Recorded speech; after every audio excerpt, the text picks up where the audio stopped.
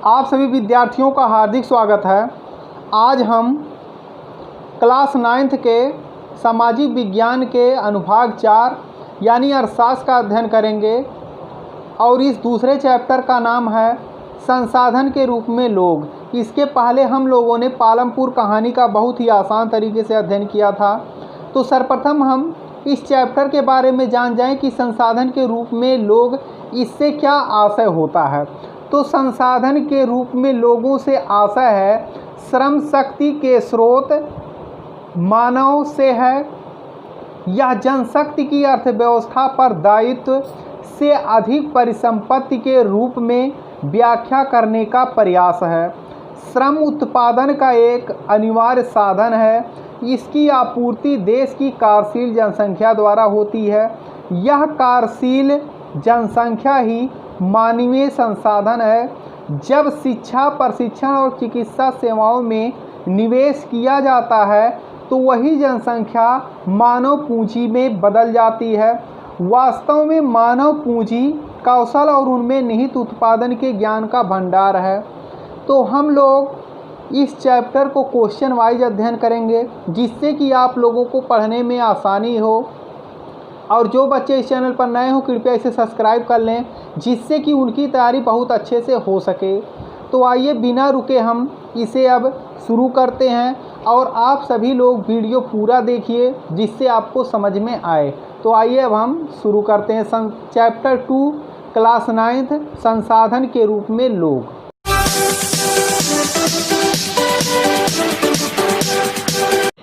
NCERT solution for class 9th पाठ 2 संसाधन के रूप में लोग। यह आपका सामाजिक विज्ञान का अनुभाग 4 अर्थशास्त्र है। चैप्टर में हम क्वेश्चन वाइज अध्ययन करेंगे। तो आइए लघु उत्तरीय प्रश्न पहला देखते हैं। पहला है संसाधन के रूप में लोग से आप क्या समझते हैं। तो हम इसका उत्तर देखते हैं। संसाधन के रूप में लोग से अभिप्राय है वर्तमान उत्पादन कौशल और क्षमताओं के संदर्भ में किसी देश के कार्यरत लोगों के वर्णन करने की एक विधि है। दूसरे उत्पादन साधनों की भांति जनसंख्या भी एक संसाधन है जिसे हम मानव संसाधन कहते हैं। अब हम दूसरा प्रश्न लेते हैं कि इसमें क्या है। मानव संसाधन भूमि और भौतिक पूंजी जैसे अन्य संसाधनों से कैसे भिन्न है। तो इसका उत्तर है भूमि और भौतिक पूंजी जैसे अन्य संसाधनों का उपयोग कर मानव संसाधन उत्पादन में मदद करता है। अन्य संसाधन अपने आप उपयोगी नहीं हो सकते। यही कारण है कि मानव संसाधनों को अन्य संसाधनों से बेहतर माना जाता है। अब हम तीसरे प्रश्न को देखते हैं। मानव पूंजी निर्माण में शिक्षा की क्या भूमिका है। तो इसका उत्तर है मानव पूंजी निर्माण में शिक्षा की निम्नलिखित भूमिका है। पहला है शिक्षा अच्छी नौकरी व अच्छे वेतन के रूप में फल देती है। दूसरा है शिक्षा आर्थिक व सामाजिक विकास का एक मुख्य तत्व है। तीसरा है शिक्षा श्रमिकों की कार्य कुशलता को बढ़ाती है। अगला है शिक्षा विज्ञान की तकनीकी के विकास में सहायक सिद्ध होती है। और अगला है शिक्षा सभी व्यक्तियों की मानसिक क्षमता को बढ़ाती है। अगला है शिक्षा राष्ट्रीय आय को बढ़ाती है, सांस्कृतिक समृद्धि को बढ़ाती है तथा प्रशासन की कार्य क्षमता को बढ़ाती है।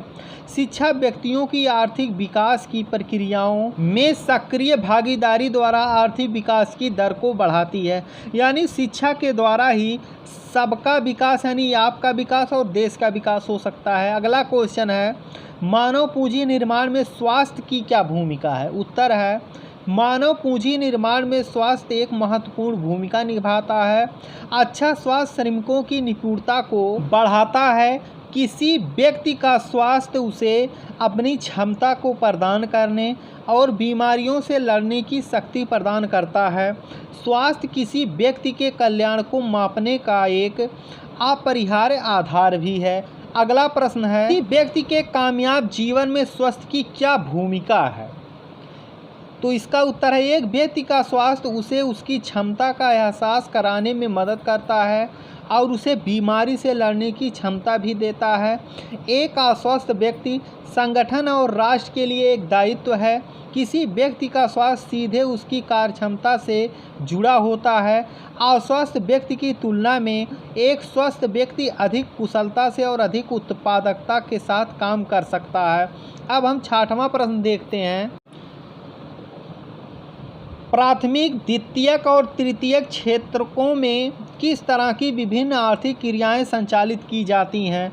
तो इसका उत्तर है प्राथमिक, द्वितीयक और तृतीयक क्षेत्रकों में निम्नलिखित तरह की विभिन्न आर्थिक क्रियाएं होती हैं।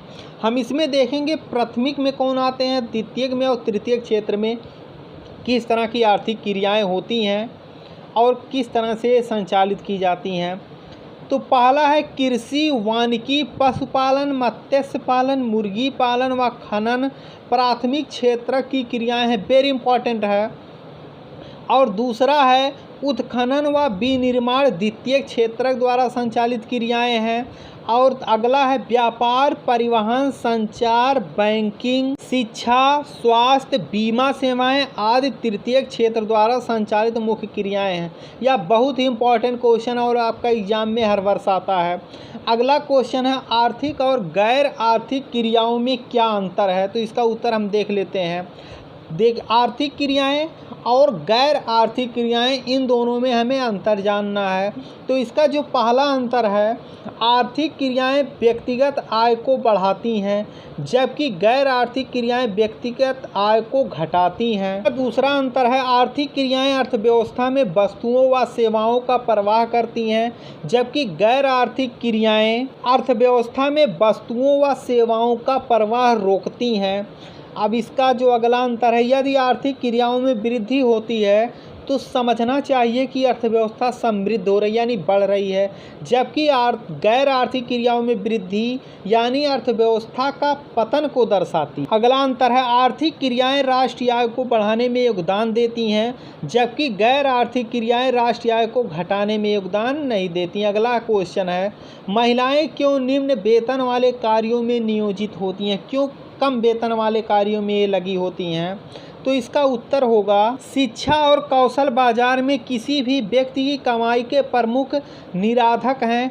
लैंगिक भेदभाव के कारण महिलाओं को आमतौर पर शिक्षा और राष्ट्रीय आय के योग्य योगदानकर्ता बनाने के लिए आवश्यक कौशल से वंचित रखा जाता है। परिणाम यह होता है इसका कि अधिकांश महिलाओं के पास अल्प शिक्षा और कम कौशल हैं। यह एक कारण है कि उन्हें पुरुषों की तुलना में कम वेतन मिलता है। साथ ही बहुत सी महिलाएं अपने घरेलू कारणों की वजह से कार्य करने को तैयार नहीं होती हैं।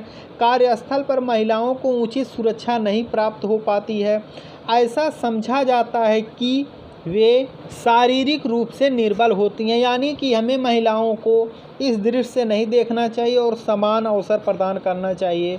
अगला क्वेश्चन है बेरोजगारी शब्द को आप कैसे व्याख्या करेंगे, यानी बेरोजगारी शब्द की आप कैसे व्याख्या करेंगे? इसका उत्तर होगा बेरोजगारी उस समय विद्यमान कही जाती है जब प्रचलित मजदूरी की दर पर काम करने के इच्छुक लोग रोजगार नहीं पा सकते, यानी वे काम तो करना चाहते हैं लेकिन उन्हें काम नहीं मिलता है, तो उसे हम बेरोजगारी कहते हैं। बेरोजगारी केवल उस श्रम बल जनसंख्या में विद्यमान रहती है जिनकी उम्र 15 वर्ष से 59 वर्ष के बीच होती है।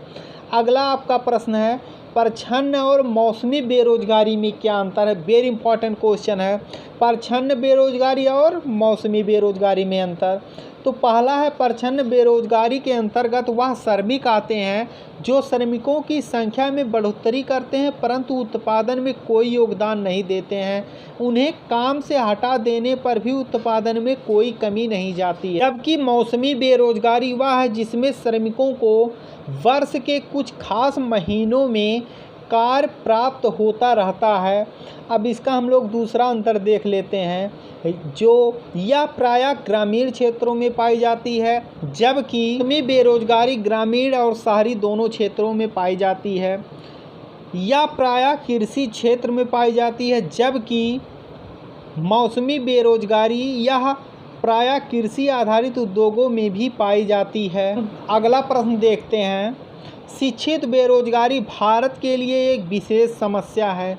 क्यों ऐसी समस्या है कि जो लोग पढ़े लिखे हैं वे भी लोग बेरोजगार हैं? उत्तर है इसका, शिक्षित बेरोजगारी वह स्थिति है जिसमें मैट्रिक, स्नातक, मैट्रिक मतलब हाई स्कूल, इंटर, स्नातक और स्नातकोत्तर उपाधि के साथ कई युवाओं को उपयुक्त नौकरी नहीं मिल पाती है। भारत में एक बड़ी आबादी और हर साल बड़ी संख्या में लोग मैट्रिक, स्नातक और स्नातक की उपाधि प्राप्त करते हैं। स्कूलों और कॉलेजों में स्नातक होते हैं। शिक्षित बेरोजगारी भारत के लिए एक विशेष समस्या है। कुछ विशेष श्रेणियों में जनशक्ति की अधिकता के साथ ही कुछ अन्य श्रेणियों में जनशक्ति की कमी विद्यमान है। तकनीकी शिक्षा प्राप्त लोगों में भी बेरोजगारी विद्यमान है। शिक्षित बेरोजगारी में जनशक्ति संसाधन की बर्बादी होती है। जो लोग अर्थव्यवस्था की संपत्ति होते हैं बेरोजगारी के कारण वह दायित्व बन जाते हैं। अब हम अगला प्रश्न देखते हैं, आपके विचार में भारत किस क्षेत्र में रोजगार के सर्वाधिक अवसर सृजित कर रहा है? यानी कि भारत किन क्षेत्रों में सबसे अधिक रोजगार के अवसर लोगों को प्रदान कर रहा है? उत्तर है, भारत एक कृषि प्रधान देश है, इसलिए भारत प्राथमिक क्षेत्र जिसके अंतर्गत कृषि, वानिकी, पशुपालन, मत्स्य पालन, मुर्गी पालन और खनन आदि आते हैं। भारत कृषि व विनिर्माण क्षेत्र में रोजगार के सर्वाधिक अवसर सृजित कर सकता है। अब हम अगले प्रश्न को देखते हैं, क्या आप शिक्षा प्रणाली में शिक्षित बेरोजगारों की समस्या दूर करने के लिए कुछ उपाय सुझा सकते हैं या आप लोग बता सकते हैं? तो इसका उत्तर है, शिक्षा प्रणाली में व्यावसायिक शिक्षा पर अधिक जोर देना चाहिए। शिक्षा प्रणाली में प्राथमिक क्षेत्रों को विकसित करने के उपायों का अध्ययन जोड़ना चाहिए। जैव प्रौद्योगिकी तथा सूचना प्रौद्योगिकी का अध्ययन भी सामाजिक यानी शिक्षा प्रणाली में महत्वपूर्ण योगदान होना चाहिए। श्रमिकों की निपुणता के विकास पर जोर देना चाहिए। इन शिक्षित बेरोजगारों की समस्या को दूर करने के लिए इन बेरोजगारों को कृषि की आधुनिक विधियों का ज्ञान दिया जाना चाहिए। अगला प्रश्न आपका है, किस पूंजी को आप सबसे अच्छा मानते हैं? भूमि, श्रम, भौतिक पूंजी और मानव पूंजी। क्यों? उत्तर है, मानव पूंजी ही सबसे अच्छी पूंजी है, क्योंकि इसी पूंजी द्वारा दूसरे संसाधन जैसे भूमि, श्रम व भौतिक पूंजी उपयोगी बनते हैं। मानव पूंजी का निवेश ही अन्य साधनों का उचित उपभोग करवाता है। जापान का विकसित देश होना मानव पूंजी के निवेश से ही संभव होता है, यानी जापान एक उदाहरण प्रस्तुत करता है। इसीलिए मानव पूंजी ही सबसे अच्छी पूंजी मानी जाती है। अब हम अगला क्वेश्चन देखते हैं जो कि वेरी इंपॉर्टेंट है, कि भारत में पाई जाने वाली विभिन्न प्रकार की बेरोजगारियों का वर्णन कीजिए। यानी भारत में किस तरह की बेरोजगारी पाई जाती है और क्या बेरोजगारी एक बड़ी समस्या है? लोग हम जानते हैं कि भारत में सबसे बड़ी जो समस्या है वह है बेरोजगारी। बेरोजगारी एक विश्वव्यापी समस्या है। बेरोजगारी भारत में आधुनिक समय में एक सबसे बड़ी समस्या के रूप में उभर रही है।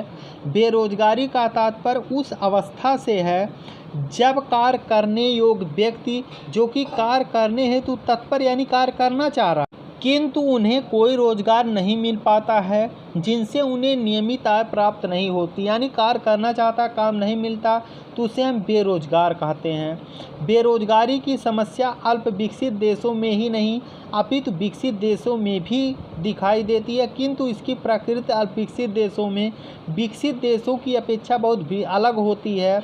इस दृष्टि से भारत एक अल्प विकसित अर्थव्यवस्था है। विकसित अर्थव्यवस्था में यह समस्या जनसंख्या वृद्धि और पूंजी की कमी, उत्पादक व्यवसायों की कमी, आखतों की कमी, शिक्षा की कमी इत्यादि के कारण उत्पन्न हुई है। भारत में तो वैसे ही जनसंख्या वृद्धि भयंकर रूप धारण किए हुए है, जो कि बेरोजगारी का एक मूल कारण है कि सरकार अभी विभिन्न व्यवसायों की योजना रोजगार वृद्धि हेतु बना रही है, जो कि जनसंख्या की तुलना में बहुत ही कम बढ़ रही है। आज बड़ी समस्या पढ़े लिखे बेरोजगारों की है। एक अल्प विकसित अर्थव्यवस्था में विद्यमान तकनीकी ज्ञान की तुलना में सदैव साधनों में अल्प रोजगार की अवस्था बनी रहती है। यह अल्प रोजगार विद्यमान साधनों के दोषपूर्ण संयोग से उत्पन्न नहीं होता, अपितु पूंजी की कमी के कारण ऐसी समस्या उत्पन्न हो रही है। अब हम बेरोजगारी के प्रकारों को देख लेते हैं कि कौन कौन सी बेरोजगारी है। पहला है खुली बेरोजगारी। इस प्रकार की बेरोजगारी में श्रमिकों को कार्य करने के लिए अवसर प्राप्त नहीं होते जिनसे उन्हें नियमित आय प्राप्त हो सके। इस बेरोजगारी का मुख्य कारण पूरक साधनों और पूंजी की कमी का अभाव है। अब हम दूसरा देखते हैं, अल्प बेरोजगारी। अल्प विकसित अर्थव्यवस्था में अल्प बेरोजगारी को दो प्रकार से परिभाषित कर सकते हैं। प्रथम अवस्था में वह है जिसमें एक व्यक्ति को उसकी योग्यता अनुसार रोजगार मिल पाता है, और द्वितीय अवस्था यह है जिसमें एक श्रमिक को संपूर्ण दिन या कार्य से संपूर्ण समय के अनुसार पर्याप्त कार्य नहीं मिलता, अतः श्रमिकों को पूर्णकालिक रोजगार नहीं मिल पाता, अर्थात वर्ष में कुछ दिनों के लिए ही उन्हें कार्य मिल पाता। इसी कारण इसे मीर बेरोजगारी भी कहते हैं। अगला है परछन्न बेरोजगारी। यह वह अवस्था है जिसमें मंदी काल में व्यक्तियों को अधिक उत्पादन कार्यों से कम उत्पादन कार्यों में ढकेल दिया जाता है। परछन्न बेरोजगारी वास्तव में एक हुई बेरोजगारी होती है। कई श्रमिक जो कि रोजगार में संलग्न होते हैं वास्तव में उत्पादन किसी भी तरह का योगदान नहीं देते हैं। अगला वेरी इंपॉर्टेंट क्वेश्चन है, सर्व शिक्षा अभियान से आप क्या समझते हैं, जिसकी शुरुआत 2001-2 में हुई थी और इसे भारत के स्वर्गीय प्रधानमंत्री अटल बिहारी वाजपेयी ने शुरू किया था। तो आइए हम सर्व शिक्षा अभियान से आप क्या समझते हैं इसके बारे में जानते हैं। सर्व शिक्षा अभियान 2001-2 में शुरू किया गया सर्व शिक्षा अभियान यानी SSA वर्तमान में चल रहा एक व्यापक कार्यक्रम है और प्रारंभिक शिक्षा उपलब्ध कराने का एक मुख्य साधन है। सर्व शिक्षा अभियान के जो लक्ष्य हैं वो इस प्रकार हैं। पहला है 2005 तक के सभी बच्चों का स्कूलों, शिक्षा गारंटी केंद्रों, वैकल्पिक स्कूल, ब्लॉक टू स्कूल में दाखिला कराना है। दूसरा है प्रारंभिक यानी प्राथमिक अवस्था में वर्ष 2007 तक और प्रारंभिक शिक्षा के स्तर पर 2010 तक सभी लिंग और सामाजिक श्रेणी के अंतर को समाप्त करना है। तीसरा है वर्ष 2010 तक सार्वभौमिक प्रतिधारण करना है। और चौथा है जीवन के लिए शिक्षा पर जोर देते हुए संतोषजनक गुणवत्ता की प्रारंभिक शिक्षा पर ध्यान केंद्रित करना है। शिक्षा के अधिकार के अधिनियम के प्रावधानों को सर्व शिक्षा अभियान के जरिए कार्यान्वित किया जाता है।